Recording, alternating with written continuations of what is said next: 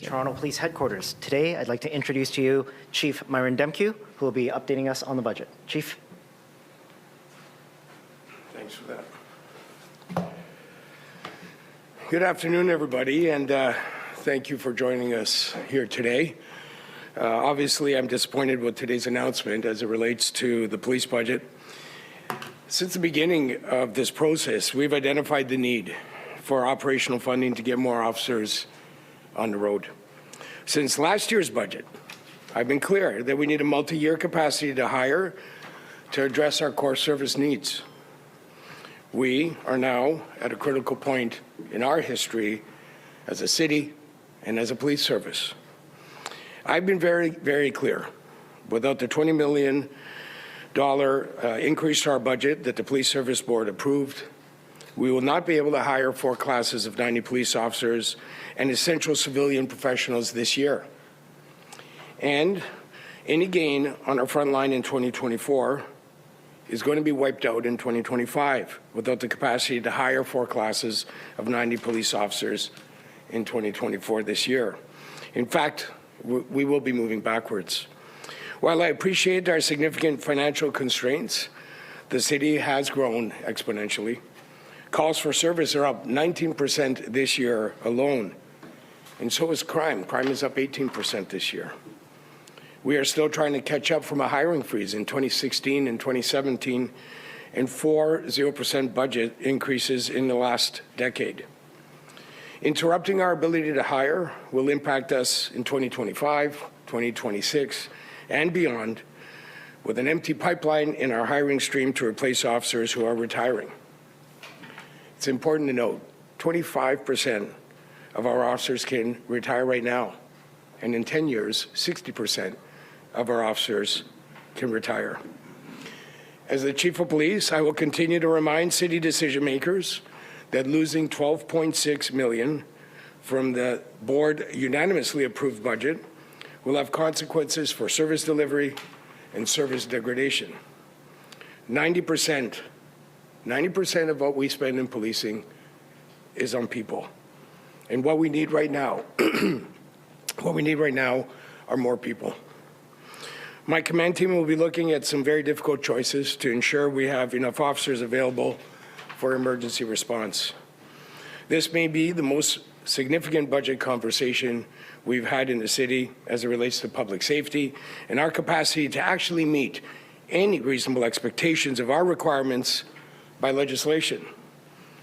We need to be strategic. We need to be responsible. And I look forward to having continued conversations in the coming days about the challenges we face in the Toronto Police. I'll take any questions now. Chief, $12.6 million is a drop in the bucket of a $1.2 billion operating budget. Are you saying that you can't do your job and protect the people of Toronto without that $12.6 million? No, listen, what I'm saying is that without the $12.6 million, what's going to have to happen is we'll have to evaluate all our service delivery and look at what other essential services we're going to have to degrade or cut altogether in order to make sure we do what we can to address our core service needs, in particular our ability to respond to the residents of Toronto when they need us the most. So we'll make those hard decisions, but they are going to be difficult decisions that are going to be felt across the city in various ways. I know it's going to be a process with you and your command team and the Police Services Board as to what you choose to cut. Where do you see those first cuts happening? When you spoke to Budget Committee, you expressed concerns about the community, the neighborhood community officers. Yes, and I appreciate that question because I think it really highlights just how brittle we are as it relates to our resource constraint. And for us to respond to the ever-growing needs as it relates to calls for service, we got to take a hard look at everything we're doing. And the one place we're going to be looking at is our proactive activities. And that is one of the most valued programs, unfortunately, that we have to look at carefully is neighborhood community officers to give us the capability to deliver on our core services and our really kind of essential service to be there when residents of Toronto are fearing for their safety and need us the most. Chief, the mayor's budget does leave about $8 million unallocated. It looks like council will be able to decide where it goes. Are you asking council to put that all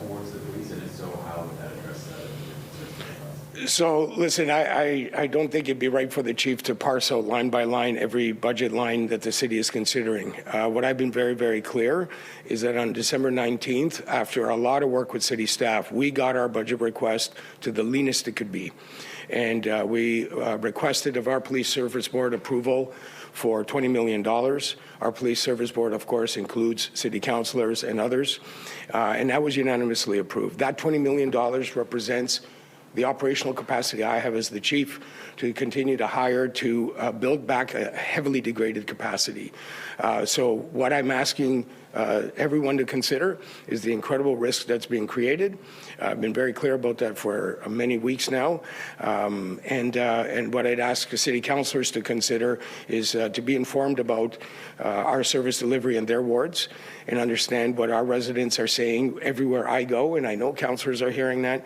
So I'd appreciate the opportunity for everybody to kind of step back and reflect on the state of affairs and take a hard look at the very, I believe, balanced request from the Toronto Police that was worked on with city staff in the month of December, and that's that we need $20 million of operating capacity to really ensure that we can continue to hire because our service levels are degraded. And I think it's important to highlight something. Hiring a police officer is not like any other job. It's a very long journey to get somebody into our pipeline, to screen them, to have them meet our standards our residents expect of their police officers who do very, very difficult and high-risk work. And then when they are hired, it's a 6-month training journey. And then after that training journey, they go to their units and they continue practical training with their coach officers. So the reality is the pipeline is long to be hired and functionally able to perform as a police officers on the streets of Toronto in a way that our residents deserve. And that's why interrupting the pipeline is really problematic over time. We're still recovering from hiring freezes in 2016 and 17. That's why we're in this state. And to not continue forward on a multi-year reconstitution of our capacity will have very serious consequences that are going to be felt next year, the year after, and years beyond. Isn't there, what I'm asking, is there a possibility for a compromise here with that $8 million on the table that would get you partially to where you want in the board? Yeah, listen, again, my job as the chief is to present a budget to the board, to the Police Service Board. That is the legislative governance framework that I operate under as the chief of police. That board, our board, the Police Service Board, unanimously approved a $20 million budget request that was already very lean.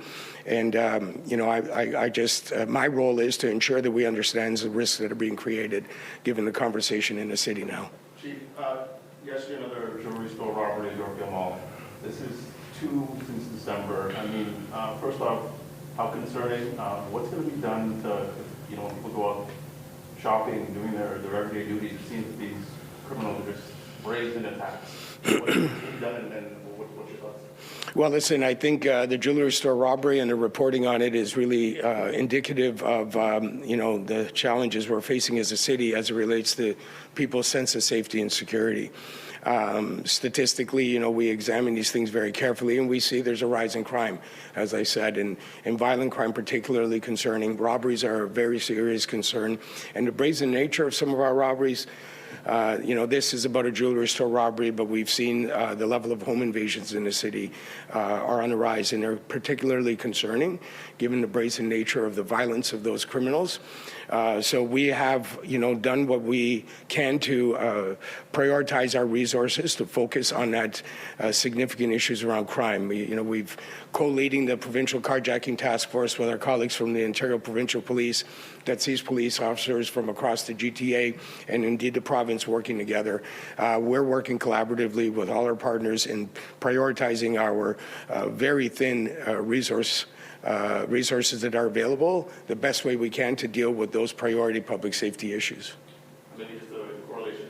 You say you need people on the ground, on the forefront, and is this, with the budget situation, how crucial is that for the safety of residents just in day-to-day living? Well, listen, I think let's look at what the evidence tells us. In 2010, we had 600 more police officers, and our response time was 12 minutes to priority 1 calls. We have grown as a city by 400,000 people, and we've lost 600 police officers. So I don't think it should be surprising that our response time is at 22 plus minutes. There's a direct correlation between the number of police officers available to respond to emergency calls and the time it takes to get to those calls. You know, and right now our city is experiencing, when there's a priority one call, 60% of the time there are no units available, which, you know, ups our response time to over 30 minutes. So, you know, that's why I'm signaling very clearly to the decision makers. The pipeline to hire is long. Disrupting that pipeline has really serious long-term ramifications. And we are already significantly degraded. We are, in my opinion, really not meeting our legislative responsibility of delivering adequate and effective police services the way Toronto residents need, deserve, and expect. And I think decision makers need to take stock of that very carefully. But Chief, you say even with $20 million, you can't assure the people of Toronto that 22 minutes is going to come down. Well, so listen, I think as the discussions evolve, it's quite clear that this is a significant concern to residents is that time. There are a number of other factors that we're considering, and I think what we'll be doing clearly is evaluating our prioritization of resources, notwithstanding the hiring. If we're able to hire 4 classes of 90, we'll look at prioritizing other assets within the organization to tackle that very important issue in the community now, and that being our response time. You didn't get the money you were asking for. Do you think this will impact your working relationship with Mayor Chow going forward? Well, listen, I think that's a great question, and one I get asked often, and when I visit police stations, this is what people talk about. You know, I'm a committed public servant in the city, and my job is to ensure decision makers understand the risks and consequences of, you know, some of the things that are impacting community safety, and in particular on the police file. I'm committed to work with the mayor in a collaborative way to address our shared responsibility of keeping Toronto the safest and best place to be, and I'll double down on that commitment. We will be working closely with the mayor to do everything we can. We understand that there have been talks between the city and the provincial government about other levels of government taking on more of a share of police costs if the mayor and council don't provide the funding that you're looking for. Do you have any recourse to the provincial government, for instance, to ask for grants or Well, listen, we work closely with all levels of government whenever grant opportunities present themselves, and they do from time to time. And we report that out very succinctly in our budget. So we'll take advantage of every grant opportunity. And we do, as a matter of business, any given budget year. So while there is obviously a discussion around the need to reconstitute the board approved $20 million, we'll be looking for any grant opportunities that the provincial or federal government makes available, or any other support other levels of government make available, given that policing issues in this city, you know, don't just touch Toronto. We are a unique city. We are a city with more consulate offices than anywhere else in this country. We are a city that attracts demonstrations and assemblies more than any other place. We are a hub for national sports teams and iconic sports teams. We have iconic art and tourist sites. And importantly, over 27 million people come to our city a year. A $10 billion economic impact on this city. Toronto. And I think and we've been listening live to Toronto Police Chief Myron Demkiw speak about the newly released budget. He says that 90% of what they spend on is people. The ask was for $20 million more in the budget request. $8 million was allotted by Chow. That leaves about a $12 million gap. And Demkiw said that this be considered, quote, incredible risk that's being created.